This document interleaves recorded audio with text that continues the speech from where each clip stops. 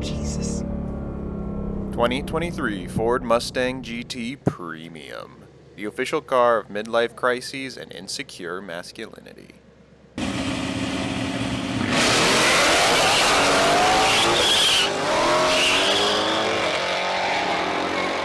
The official car of leaving cars and coffee and crashing.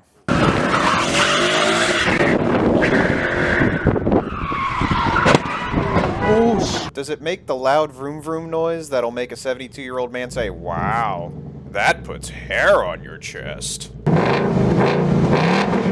Yes. Does it make me, a 31-year-old going on 60 queer person, say that? Oh, shit! Yes. Because even though this car is for insecure man-children who never grew up, it still puts me back into those rose-tinted days of sitting in my dad's 1969 GTO Judge. Speaking of my dad, this is him, and this is his green 2023 Ford Mustang GT Premium. He made the beautiful mistake of having me at the ripe old age of 21 years old, but before that, he was an interesting person. I do that because I did too much racing when I was younger. Yeah, you went to a racing school when you were younger, right? I went to Bob Bondurant Racing School in Phoenix, Arizona in 1989. So what'd you do specifically then? That was for sport. Basically, that was learning how to use heel-toe double clutch, which honestly you don't even have to use nowadays in modern cars. You know, defense driving techniques for racing. You learned offensive driving techniques. You learned how to drift your car. You learned how to kind of do a lot of evading while racing. Unfortunately, never really used it for anything, but, you know, I took it. Did you want to be a racing driver? I wanted to race. There was a time I did want to do racing, but I think that for myself anyway, because I wasn't really born into a family of people that really like driving, I kind of lacked the whole follow through to go ahead and do it all the way. See, what makes this car special for my dad, beyond the vroom vroom snort snort pop pop noises, the green paint, and the spoiler that's 2 inches too high, is that it's a manual stick shift car. My dad does daily drive this, but he's a bigger homebody than I am, and I have 3 kids. So the strain on your left leg from pushing that clutch pedal in is a lot less painful when you aren't driving down the Howard Franklin on your way to work every Monday to Friday. Not only that, but this particular idea of rowing your own gears is a dying breed, both among consumers and manufacturers. Why do you think manufacturers are starting to go towards automatics almost exclusively? Well, there's a couple reasons for it. One is efficiency. No matter the greatest driver of changing gears with a manual cannot go any faster than an automatic with a computer system. Ferrari proved it.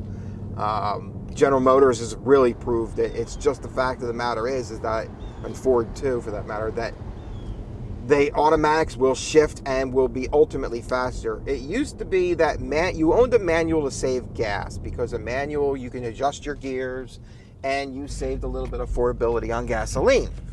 However, again, with computerized systems and everything nowadays, it's more efficient to have an automatic. They are better fuel efficient than a manual.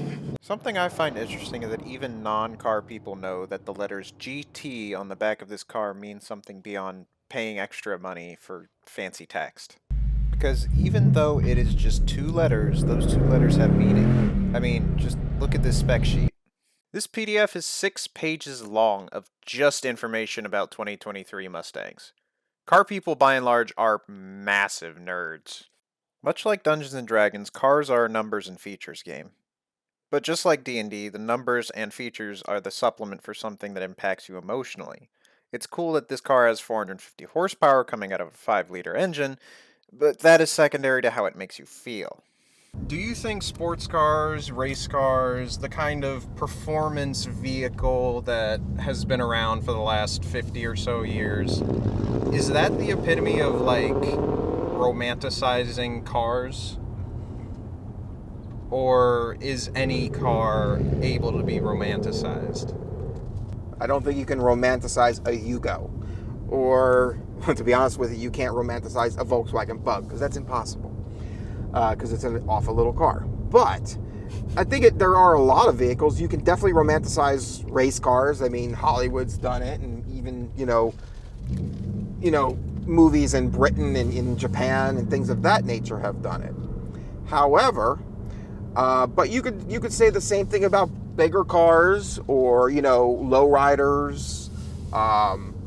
Any vehicle can be romanticized. It just depends on what you're planning to do with it, I guess. Can you romanticize a minivan? No. To you? No. All right. Can a minivan be cool?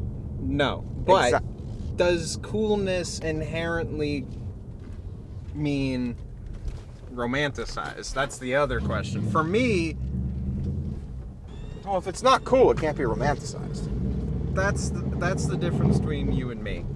The point for me, at least, when it comes to that minivan is during COVID, living right next to the Gulf Boulevard meant that our way of getting out of the house was driving all the way up to Clearwater and all the way down to St. Pete to just be out of the house and just drive. Americans are scrambling for essentials, stripping some store shelves bare of items like toilet paper and cleaning supplies. As 22 states impose restrictions aimed at curbing the fast spread of COVID-19, shoppers are also